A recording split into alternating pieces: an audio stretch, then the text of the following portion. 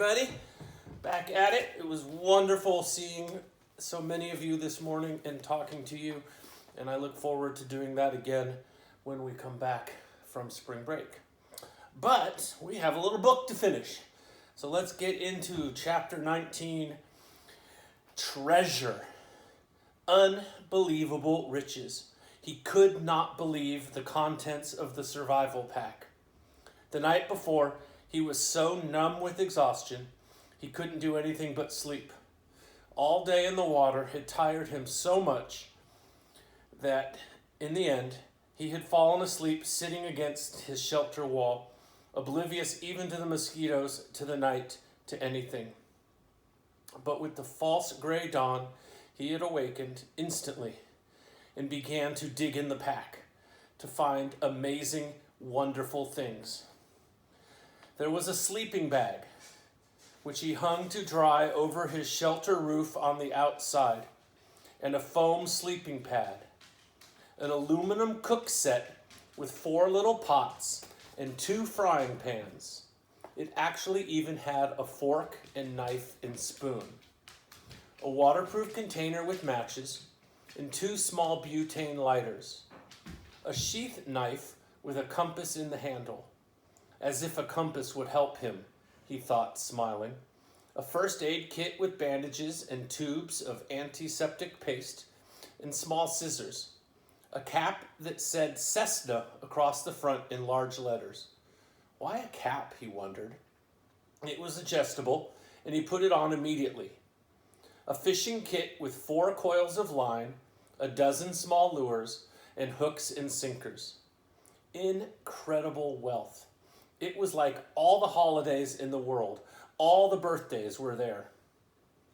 He sat in the sun by the doorway where he dropped the night before and pulled the presents as he thought of them, one out, one at a time, to examine them, turn them in the light, touch them, and feel them with his hands and eyes. Something that at first puzzled him. He pulled out what seemed to be the broken off, bulky stock of a rifle, and he was going to put it aside, thinking it might be for something else in the pack, when he shook it and it rattled. After working at it for a moment, he found the butt of the stock came off, and inside there was a barrel and magazine and action assembly with a clip and a full box of 50 shells. It was a .22 caliber survival rifle. He had seen one once in the sporting goods store where he went for bike parts, and the barrel screwed onto the stock. He had never owned a rifle, never fired one, but had seen them on television, of course, and after a few moments, figured out how to put it together by screwing the action onto the stock, how to load it, and put the clip full of bullets into the action. It was a strange feeling, holding the rifle. It somehow removed him from everything around him. Without the rifle, he had to fit in, to be a part of it all, to understand it and use it, the woods, all of it. With the rifle, suddenly, he didn't have to know, did not have to be afraid or understand.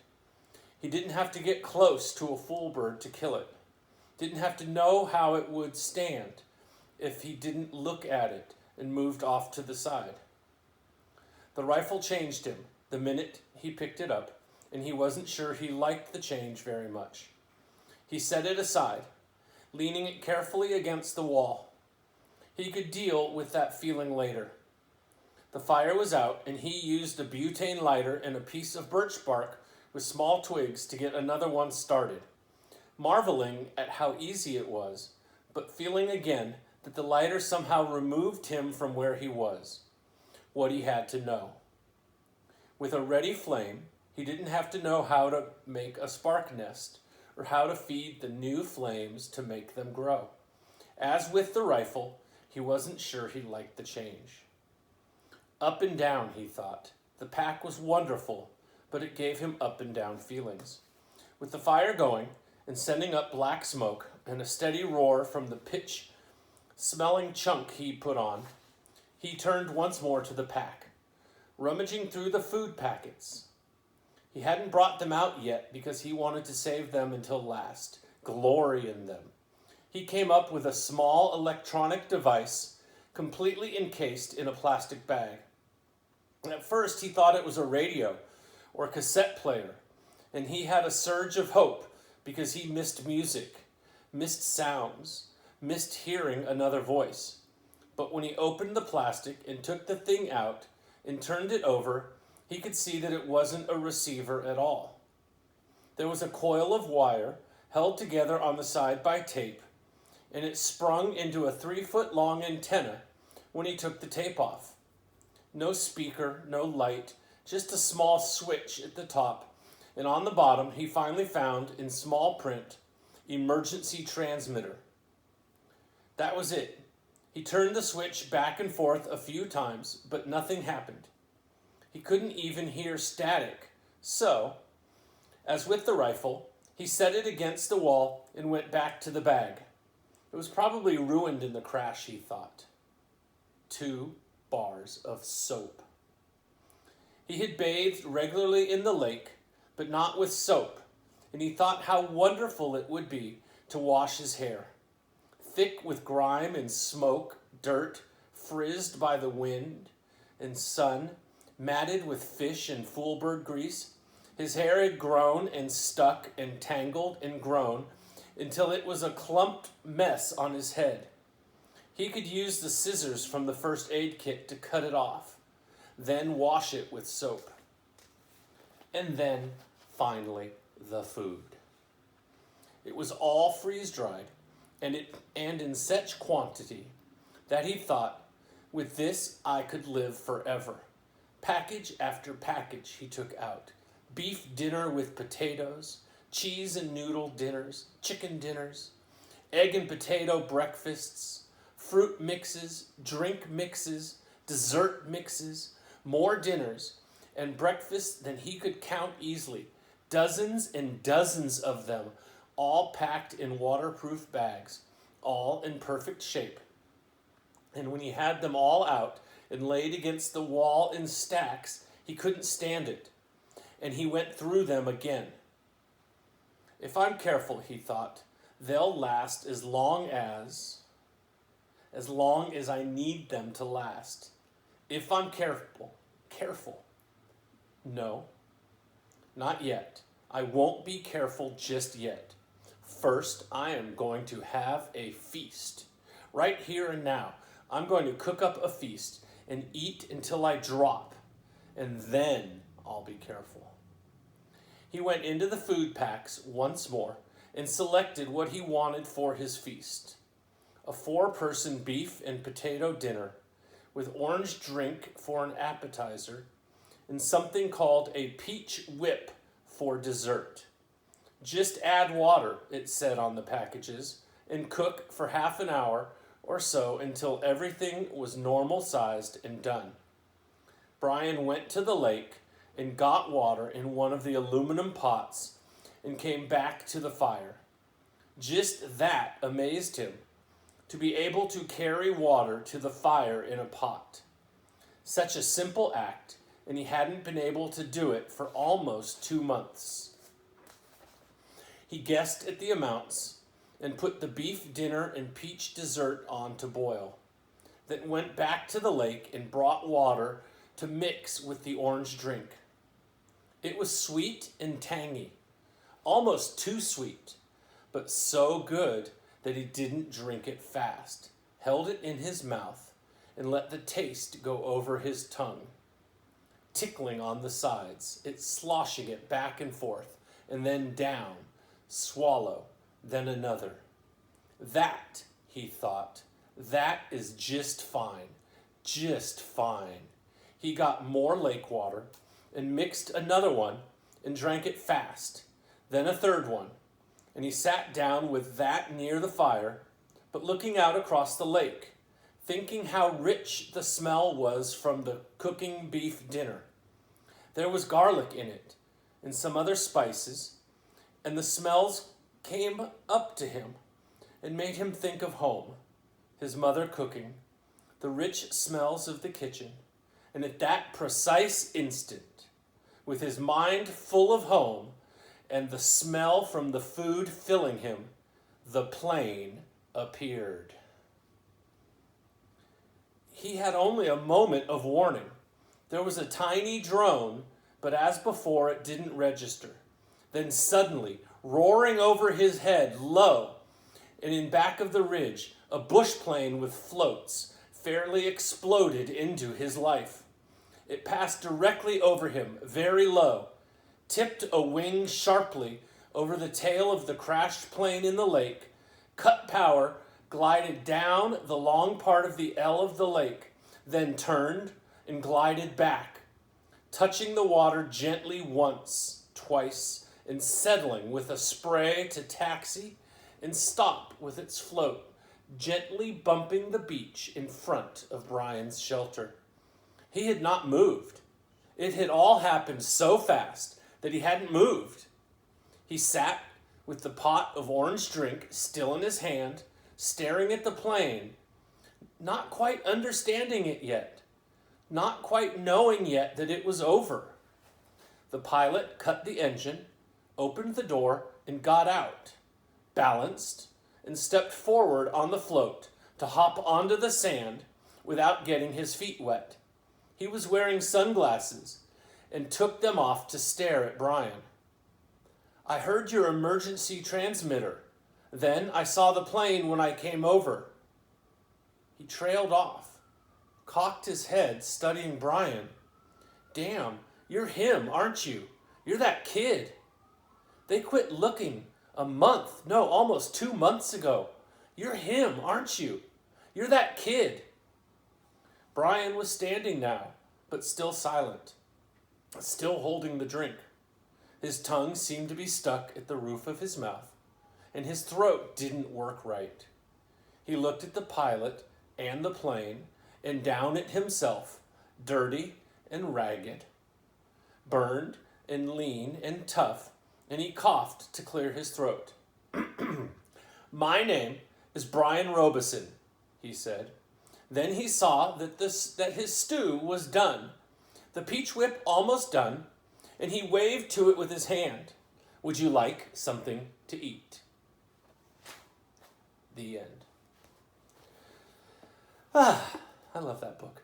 Anyway, there's also an epilogue, which talks a little bit about what happens afterwards. So let me read that to you. That's just about 3 pages.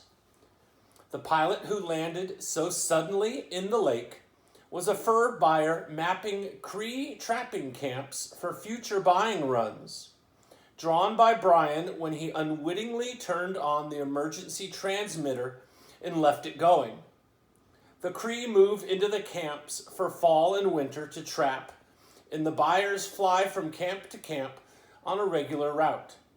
When the pilot rescued Brian, he had been alone on the L-shaped lake for 54 days. During that time, he had lost 17% of his body weight. He later gained back 6%, but had virtually no body fat. His body had consumed all extra weight, and he would remain lean and wiry for several years. Many of the changes would prove to be permanent. Brian had gained immensely in his ability to observe what was happening and react to it. That would last him all his life. He had become more thoughtful as well, and from that time on, he would think slowly about something before speaking. Food, all food, even food he did not like, never lost its wonder for him. For years after his rescue, he would find himself stopping in grocery stores to just stare at the aisles of food, marveling at the quantity and the variety. There were many questions in his mind about what he had seen and known, and he worked at research when he got back, identifying the game and berries. Gut cherries were turned choke cherries and made good jelly. The nut bushes where the fool birds hid were hazelnut bushes. The 2 kinds of rabbits were snowshoes and cottontails. The fool birds were ruffled grouse, also called fool hens, by trappers for their stupidity. The small food fish were bluegills, sunfish, and perch. The turtle eggs were laid by a snapping turtle, as he had thought. The wolves were timber wolves, which are not known to attack or bother people. The moose was a moose. There were also the dreams. He had many dreams about the lake after he was rescued. The Canadian government sent a team to recover the body of the pilot, and they took reporters, who naturally took pictures and film of the whole campsite, the shelter, all of it. For a brief time, the press made much of Brian, and he was interviewed for several networks, but the furor died down within a few months. A writer showed up who wanted to do a book on the complete adventure, as he called it, but he turned out to be a dreamer, and it all came to nothing but talk. Still, Brian was given copies of the pictures and tape, and looking at them seemed to trigger the dreams. They were not nightmares. None of them was frightening, but he would awaken at times with them, just awaken, and sit up and think of the lake, the forest, the fire at night, the night birds singing, the fish jumping, sit in the dark alone, and think of them, and it was not bad, and would never be bad for him. Predictions are, for the most part, ineffective, but it might be interesting to note that had Brian not been rescued when he would have been forced to go into hard fall, perhaps winter. It would have been very rough on him. When the lake froze, he would have lost the fish, and when the snow got deep, he would have trouble moving at all. Game becomes seemingly plentiful in the fall.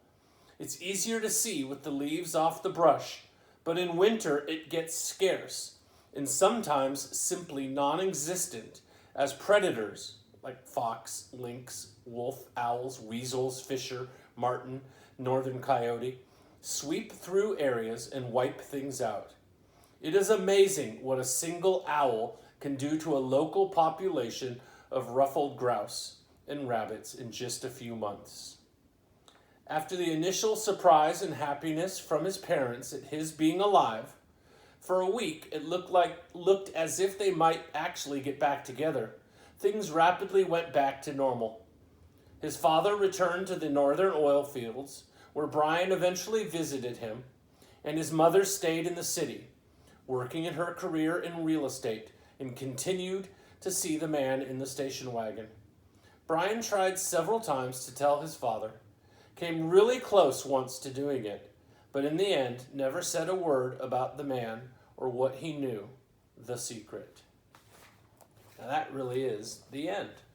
So, there are other Hatchet books, as Peter hinted. So we will read the next book in the series. It's called Brian's Winter, and it goes on the premise that Brian was never rescued, and what would have happened to him if he had to stay there into the winter.